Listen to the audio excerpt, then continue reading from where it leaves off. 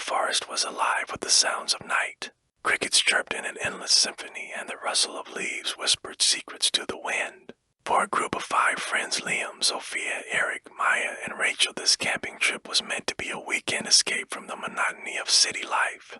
The woods stretched endlessly around them, a labyrinth of towering trees and shadowy paths. It felt peaceful at first, but as the sun dipped below the horizon and unease began to settle over the group, their campfire crackled, casting flickering light that danced across their faces. Liam, the self-appointed leader, poked at the embers with a stick. "All right, who's got a scary story?" he asked, his grin betraying his excitement.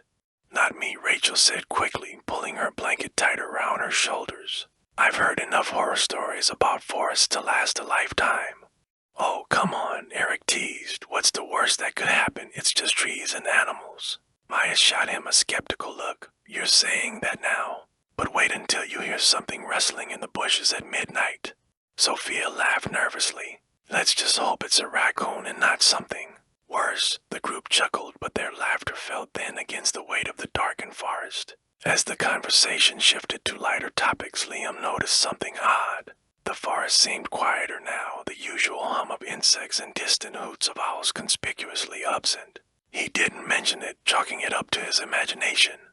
As the night wore on, the group began to disperse to their tents. Liam stayed by the fire, adding a few more logs and staring into the flames.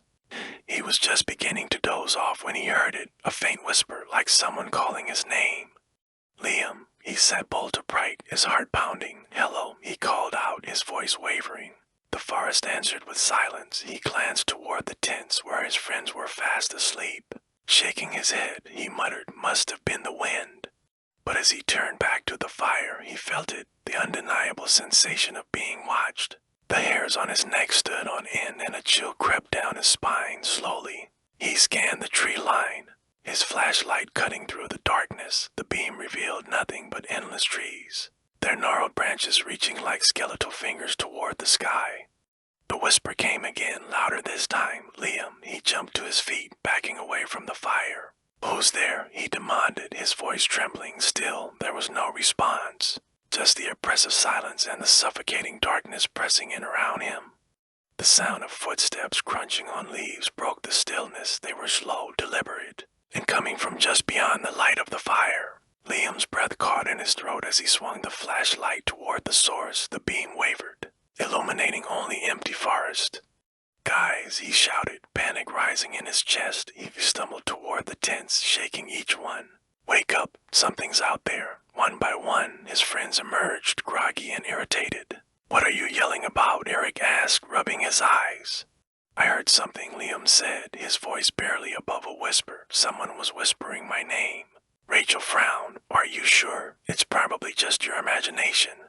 "It wasn't my imagination," Liam insisted. "There were footsteps. Something's out there." Sophia looked toward the tree line, her expression uneasy. "Maybe we should check it out, just to be safe."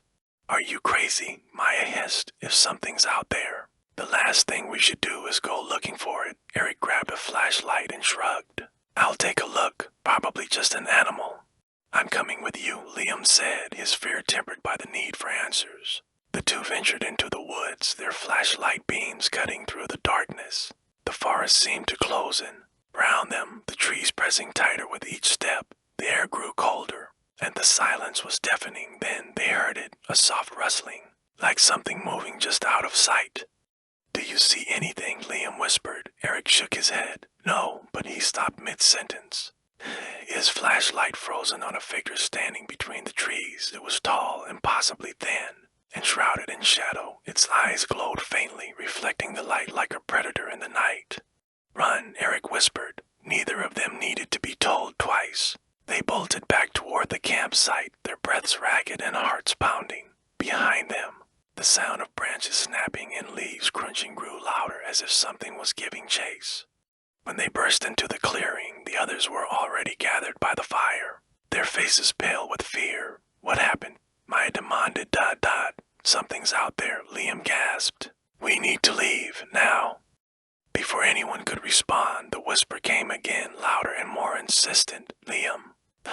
Fire flickered violently, and the shadows around them seemed to come alive. The group huddled together, as they realized the truth. They were not alone in these woods. The group's panic was palpable as they stood clustered around the dwindling campfire. The darkness beyond the flickering flame seemed alive, shifting and undulating as if it had a will of its own. Liam, still clutching the flashlight, turned to the others. "We need to move. We can't stay here." "And go where?" Rachel snapped, her voice sharp with fear. "We'll just get lost. The woods are endless at night." "Staying here isn't an option," Eric said, his voice firm but trembling. "Whatever that thing was, it's out there, waiting." "We should head back the way we came," Sophia suggested. "If we stick together, we can find the trail." Maya shook her head. "What if it's blocking the way? What if it's leading us into a trap?" The group fell silent, the weight of the situation pressing down on them. Then, without warning, the whisper came again, weaving through the air like a ghostly thread. "Liam." The fire sputtered, sending a shower of sparks into the air. The group recoiled as the shadows around them seemed to lurch closer. Liam's grip tightened on the flashlight. "We can't wait for it to come to us," he said. "We're leaving now." They packed quickly, fumbling with tents and supplies as their nerves frayed. The forest pressed in on them, the once familiar sounds of night replaced by an oppressive, unnatural silence. As they set off, the beam of Liam's flashlight carved a narrow path through the darkness. Sophia and Eric carried lanterns, their faint light barely pushing back the shadows. The group trudged forward, the crunch of leaves underfoot the only sound. Every step felt heavier, the darkness around them seeming to deepen. Rachel broke the silence. "Does anyone else feel like we're being watched?" Maya glanced over her shoulder, her eyes wide. "We've been watched since we got here. You saw it, didn't you?" "I saw its eyes," Eric admitted, his voice low. "It was like they were glowing, like it could see straight through us." "Stop," Liam hissed, holding up his hand. The group froze, their breath hitching. The trees around them were silent, but something felt wrong. Then they saw it, a faint glimmer in the darkness. Eyes, dozens of them, surrounding the group in a loose circle. The lights from their lanterns reflected off the orbs, revealing their unnatural shine. The eyes didn't blink, didn't move, just stared. "What is that?" Rachel whispered, her voice barely audible. "I don't know," Liam replied, his voice tight with fear. "But we're not stopping to find out. Keep moving, stay close." As they pressed on, the eyes followed, shifting silently through the trees. Every so often, one would vanish only to reappear closer than before. The whispers grew louder, intertwining with the rustle of leaves and the snapping of branches underfoot. They weren't calling Liam's name anymore. Instead, they formed a chorus of fragmented words. "Stay lost forever." The group's pace quickened, their breaths coming in short, panic bursts. Eric stumbled over a root, nearly dropping his lantern. Sophia grabbed his arm, pulling him upright. "Don't stop," she urged, her voice shaking. "We're almost there." "Almost where?" Maya snapped. "We don't even know where we're going." Liam stopped abruptly, holding up his hand. "Listen." The group fell silent, straining their ears. The whispers had stopped, replaced by a low, guttural growl. It was close, impossibly close. Then, from the shadows, a figure emerged. It was tall and twisted, its limbs unnaturally long and ending in claw-like fingers. Its face was obscured by darkness, but the glow of its eyes was unmistakable. The creature tilted its head, studying them with an almost curious intensity. "Run," Liam whispered. The group bolted, their fear overriding any sense of direction. They tore through the forest, branches slashing at their arms and legs. The growl followed them, accompanied by the sound of heavy, pounding footsteps. The creature was chasing them. Sophia screamed as her lantern slipped from her grasp and shattered on the ground, plunging her into darkness. Liam grabbed her hand, pulling her along. "Don't stop," he shouted.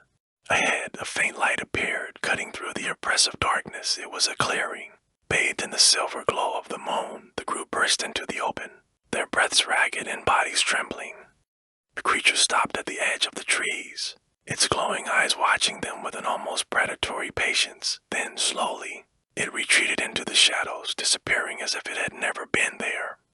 The group collapsed to the ground, their relief short-lived as they realized the clearing was unfamiliar. They had no idea where they were or how far they had run from their campsite. The whispers began again, soft and mocking, weaving through the trees that encircled them. "Stay with us forever." The clearing felt like a sanctuary at first, the moonlight offering a reprieve from the oppressive darkness of the woods. But as the group's breath slowed and their fear began to ebb, a new dread took hold. The clearing was too quiet to still, as if the forest itself was holding its breath. "Where are we?" Rachel asked, her voice trembling. "This doesn't look like anywhere we've been before." Liam scanned the tree line, his flashlight casting long, shifting shadows. "I don't know," he admitted, "but we can't stay here. That thing is still out there. And if it comes back?" Sophia asked, her voice barely above a whisper. "Then we keep running," Eric said, though the exhaustion in his tone betrayed his words. "But we need to figure out which direction to go." Maya turned in a slow circle, her eyes wide. "Do you notice something?" she asked. "The trees, they all look the same." The group followed her gaze, realization dawning on them. Each tree was identical, their trunks gnarled and twisted in the same way. It was as if they were standing in a replica of the forest they had just fled through. "No," Rachel whispered, backing away. "This isn't possible. This isn't real." "Calm down," Liam said, though his voice lacked conviction. He turned to Eric. "We need to mark our path. If we're going to find a way out, we can't keep running in circles."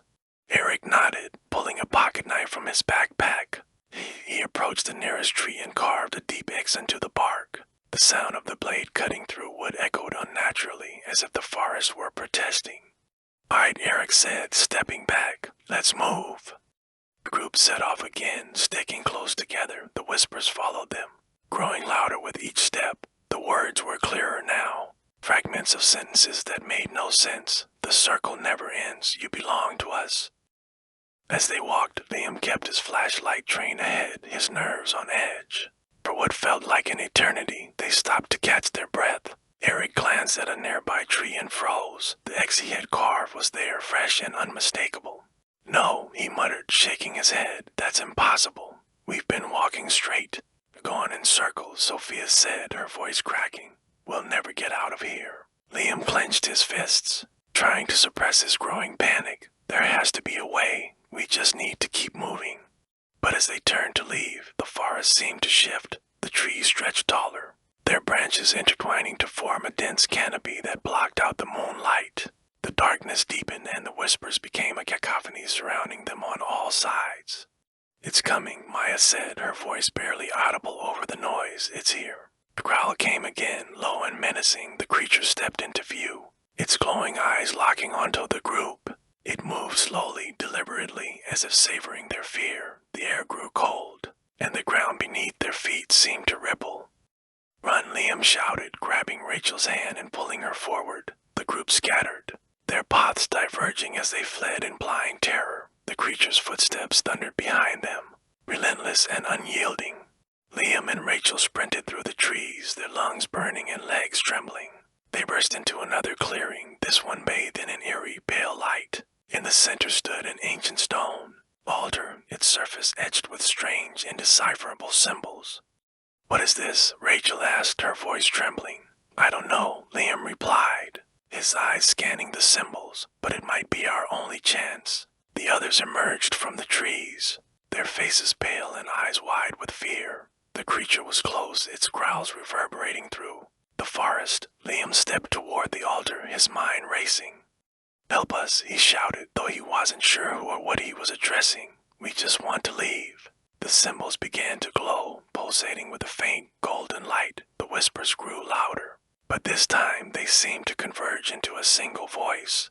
"The price must be paid." "What price?" Sophia asked, her voice cracking. Before anyone could respond, the creature burst into the clearing, its form more terrifying than ever. The group huddled together as the light from the altar intensified, forcing the creature to halt. It snarled, its glowing eyes narrowing.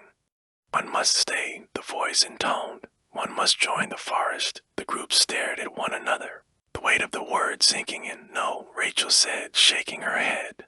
"There has to be another way."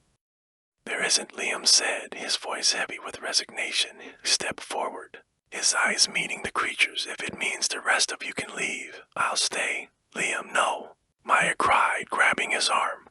"There's no time," Liam said, gently pulling away. "Go, live, get out of here."